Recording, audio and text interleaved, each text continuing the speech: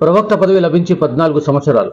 క్రీస్తు శకం 612, హిజరీ మొదటి సంవత్సరం, రమదాను 17వ రోజు, సెప్టెంబర్ నెల, శుక్రవారం జరిగింది బదర్ యుద్ధం. 313 మంది సహబాలు, 2 గుర్రాలు, 60 ఒంటెలు, 8 ఖడ్గాలు, ఒకే ఒంటె మీద మారుతూ ముగ్గురి ప్రయాణం. 86 మంది ముహాజిరులు, 64 మంది ఔస్ తెగకు చెందిన వాళ్ళు, మిగతా వాళ్ళందరూ ఖజరజు తెగకి చెందిన వాళ్ళు. అటువైపు శత్రువులు 1000 మంది, 100 గుర్రాలు, 600 ఒంటెలు.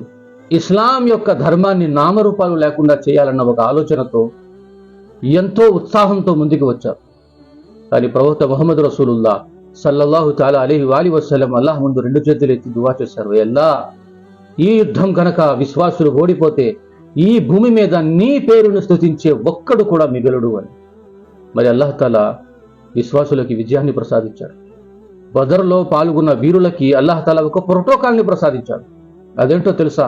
ఇకపై వీళ్ళు ఎన్ని పాపాలు చేసినా సరే అల్లాహ్ తఆలా వీళ్ళని క్షమిస్తారు. ఈ ప్రోటోకాల్ కేవలం బదర్ వీరులకు మాత్రమే. ఎందుకంటే వీళ్ళు ఇస్లాంకి పునాదులు.